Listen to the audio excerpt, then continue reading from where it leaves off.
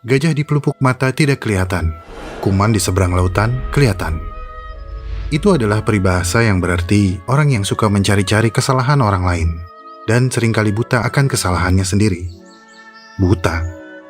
Pantas saja gajah segede itu nggak kelihatan. Tapi kata buta tersebut pastinya adalah kiasan. Mungkin lebih tepatnya mengabaikan kali ya.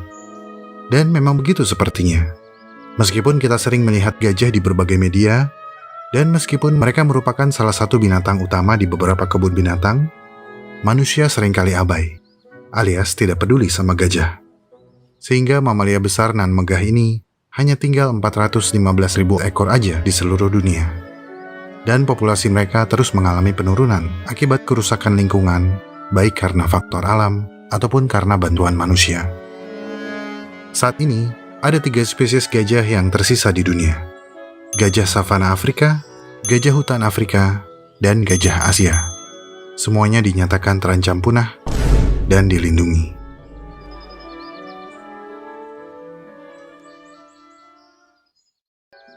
Gajah adalah binatang darat terbesar yang hidup di bumi saat ini. Mereka adalah satu-satunya spesies yang tersisa dari famili Elephantidae yang termasuk dalam ordo purba Proboscidea.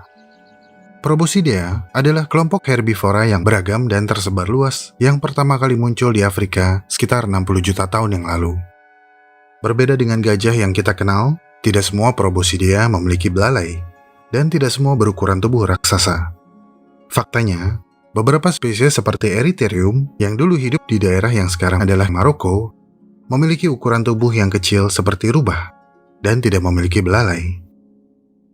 Stephen Zhang, peneliti yang mempelajari silsilah gajah di University of Bristol, mengatakan, menakjubkannya, hanya ada 2 kelompok Proboscidea yang berevolusi mengembangkan belalai.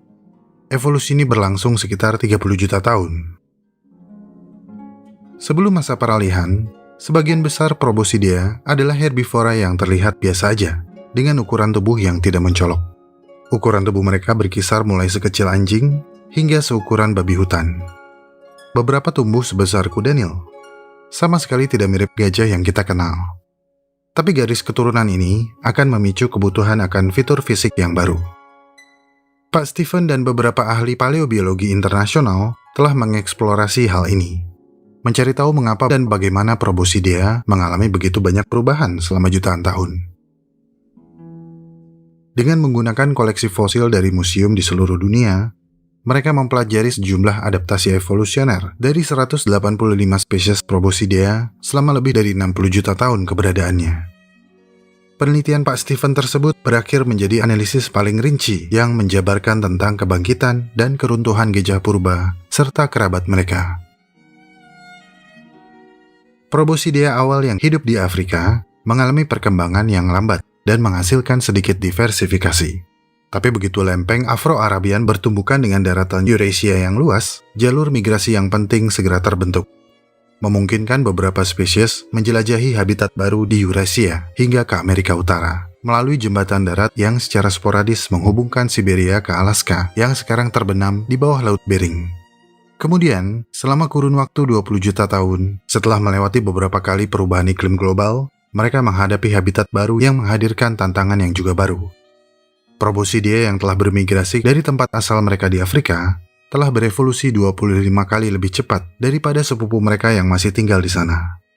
Migrasi ini menghasilkan berbagai adaptasi fitur fisik. Keragaman herbivora raksasa pada saat itu jauh berbeda dengan apa yang hidup dalam ekosistem bumi saat ini. Dengan 3 hingga 4 spesies Proboscidea yang berbeda yang dapat hidup berdampingan dalam satu ekosistem yang sama.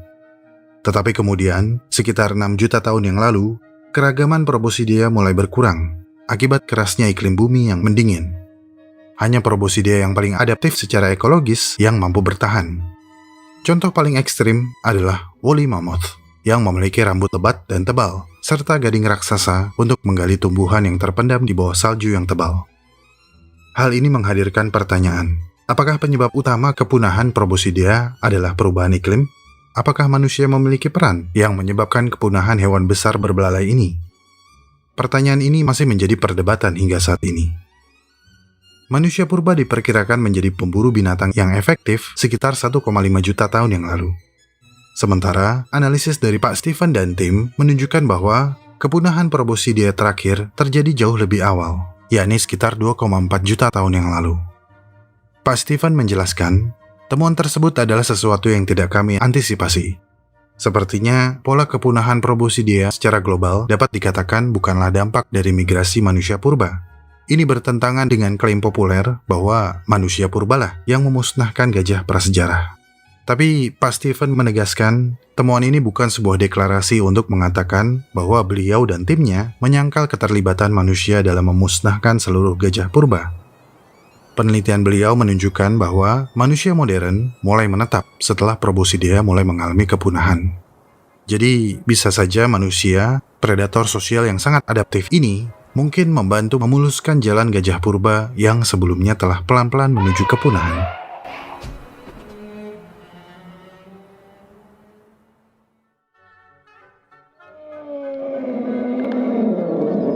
Kelahiran bayi gajah di alam liar adalah peristiwa yang menakjubkan bagi semua gajah dalam satu kelompok. Mereka akan berkumpul dan merayakannya.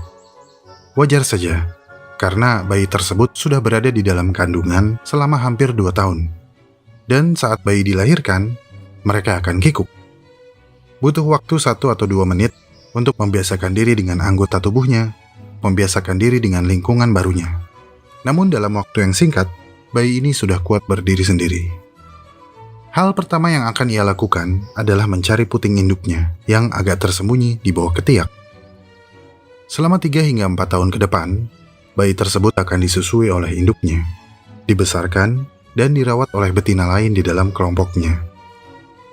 Karena biasanya hanya ada 1 atau 2 bayi gajah dalam sebuah kelompok, bayi-bayi ini menjadi besar kepala, menjadi manja, dan sering ngambek. Lihatlah si kecil yang sedang tantrum ini. Mungkin karena nggak boleh main setelah mandi. Anyway, puting gajah mungkin merupakan satu-satunya organ tubuh yang lunak dan lembut di antara hamparan kulit gajah yang keras, kasar, dan penuh kerutan. Mungkin karena kurang skincare. Tapi bicara tentang skincare, meskipun kulit mereka tidak semulus kulit kamu, gajah memiliki perawatan kulit yang cukup baik. Mereka menggunakan foundation dan bedak yang simple dan mudah didapat, yaitu debu dan pasir. Mereka akan menyebarkannya di punggung, di kaki, atau mandi lumpur sekalian jika hujan tiba. Bahkan, gajah merah dari Tsavo mendapatkan warnanya karena debu yang mereka gunakan untuk mandi adalah debu dari tanah vulkanik. Lapisan debu dan pasir ini sangatlah berharga. Bukan untuk mencegah atau menghilangkan kerutan. Lapisan debu tersebut akan melindungi kulit dari parasit dan sengatan matahari. Mungkin kelihatannya kulit gajah seperti sangat kekeringan dan kurang kelembaban. Mungkin memang benar, tapi ini bukan kulit biasa, dan kerutan demi kerutan ini memang disengaja. Untuk mengetahui lebih detail, kita harus melihat kulit gajah dari dekat. Jadi, kulit gajah bukan hanya penuh kerutan, tapi kerutan kuadrat, ada kerutan di atas kerutan. Dan jika semakin kita perhatikan, maka akan semakin banyak yang akan kita dapatkan. Tidak seperti kulit kita yang akan mengelupas dan terlepas saat mati, kulit mati gajah tetap menempel dan akan membentuk lapisan yang semakin tebal seiring bertambahnya usia. Dan karena itu, lapisan kulit mati yang mengendap bertindak seperti spons, mampu memerangkap dan menahan air. Dan di area dengan iklim panas dan gersang, memiliki kulit yang dapat menahan air seperti ini sangatlah penting. Tapi karena tubuh besarnya, gajah sangat mudah kepanasan. Mereka memiliki rasio volume terhadap luas permukaan tubuh tertinggi dibandingkan mamalia darat lainnya. Ketika kamu kepanasan, kamu akan otomatis berkeringat. Itu adalah salah satu usaha tubuh untuk menurunkan suhu tinggi. Manusia memiliki 2 hingga 4 juta kelenjar keringat yang menyebar di bawah kulit di sekujur tubuh. Sedangkan, kelenjar keringat gajah hanya terdapat di sela-sela jari kaki mereka. Tentunya ini sangat kurang. Tapi, gajah punya beberapa adaptasi lain. Salah satunya adalah mereka memiliki rambut-rambut kecil yang menyebar jarang-jarang di sekujur tubuh mereka. Tapi ini menimbulkan pertanyaan. Mengapa mereka memiliki rambut? Bukannya rambut adalah insulator? Bukannya keberadaan rambut justru akan membuat tubuh menjadi lebih hangat? Beberapa dari kamu juga mungkin langsung menduga kalau rambut pada gajah modern adalah sisa evolusi, seperti woolly mammoth yang berambut lebat tapi mengalami kebotakan. Namun, penelitian membuktikan ketika kepadatan rambut menurun hingga di bawah ambang batas tertentu, rambut akan mengalami perubahan sifat dari menghangatkan menjadi mendinginkan. Dan itulah yang terjadi pada tubuh gajah. Rambut-rambut yang jarang-jarang ini justru membantu menghilangkan panas. Because tonight will be the night that I will fall for you over again. Telinga besar mereka juga demikian. Dengan melambaikan telinga, maka akan mendinginkan darah yang mengalir di dalamnya. Jadi, fitur tubuh gajah sudah sangat ideal untuk hidup dalam habitat yang kering, gersang, dan panas. Tapi bagaimana dengan belalai mereka? Di dalam kandungan, bayi gajah sebenarnya memiliki bibir atas yang terpisah dari hidung. Tapi tidak lama kemudian, keduanya menyatu membentuk belalai. Tapi belalai ini lebih dari sekedar hidung yang memanjang. Belalai adalah salah satu anggota tubuh yang paling penting yang juga mencirikan gajah. Belalai gajah tersusun dari banyak jaringan ikat, lemak, dan puluhan ribu otot. Sama seperti lidah, belalai tidak memiliki tulang sejati ataupun tulang rawan. Tapi gajah telah secara naluri mampu mengontrol belalai mereka. Dan dengan mengkoordinasikan otot-otot belalainya, ia bisa melakukan banyak hal. Dan meskipun kelihatannya kenyal melambai, belalai gajah cukup kuat, terutama pada bagian atas. Saking kuatnya, gajah dapat mengangkat beban hingga 300 kg, atau hingga 500 kg jika dibantu dengan gading mereka. Tapi selain kuat, belalai juga lentur. Kulit dan jaringan ikat pada bagian atas belalai lebih gampang melar. Sedangkan belalai bagian bawahnya lebih kaku. Rambut sensorik khusus yang disebut vibrissae juga menghiasi permukaan belalai. Dan jumlah vibrissae ini sangat banyak di ujung belalainya, membuat ujung belalai menjadi bagian yang paling sensitif. Tergantung spesiesnya, belalai gajah memiliki 1 atau 2 organ pelengkap di ujungnya yang berfungsi seperti jari. Kombinasi belalai yang lentur dengan organ pelengkap di ujungnya ini membuat gajah dapat memungut sesuatu dengan berbagai cara. Tergantung bentuk dan ukurannya, ujung belalai yang seperti jari ini mampu melakukan beberapa gerakan yang sangat bervariasi, seperti mengupas pisang,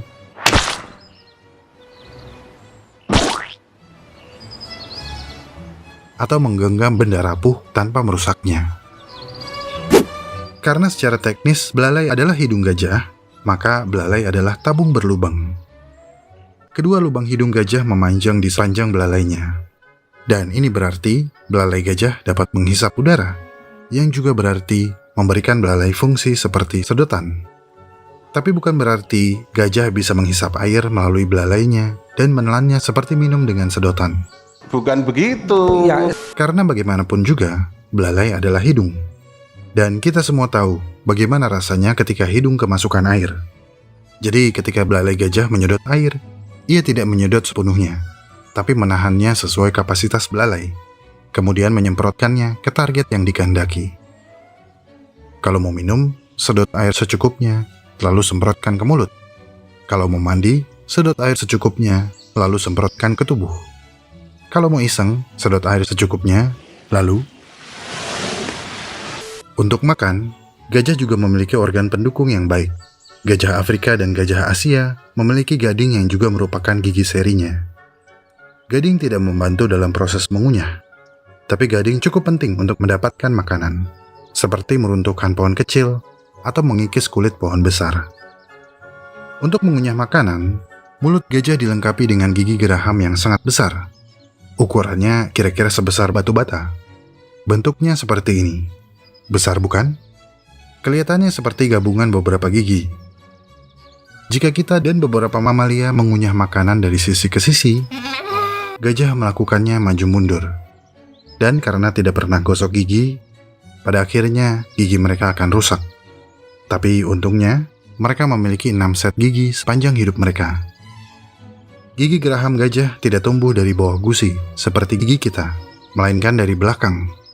Gigi lama yang telah aus akan terdorong ke depan dan patah menjadi beberapa bagian, sementara akarnya akan diserap kembali. Jika set gigi terakhir telah tumbuh dan rusak, gajah tidak akan dapat mengunyah, dan ia akan mati tidak lama kemudian. Seekor gajah dewasa dapat mengkonsumsi sekitar 100 kg makanan dan 100 liter air per hari. Jumlah ini mungkin akan berlipat ganda untuk individu yang sangat lapar dan haus. Konsumsi yang besar ini menjadikan gajah sebagai faktor ekologi yang penting. Mereka secara substansial dapat mempengaruhi atau bahkan mengubah ekosistem di tempat mereka hidup dan berkembang biak. Makanan yang telah dikunyah akan terfermentasi di dalam perut dan menghasilkan gas.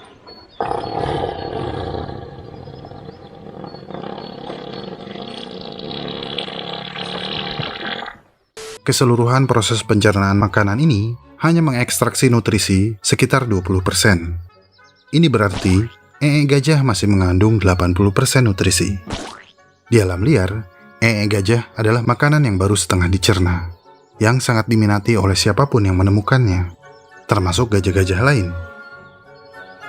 Bahkan, ada yang gak sabar menunggu nya jatuh ke tanah dan mencomot langsung dari sumbernya.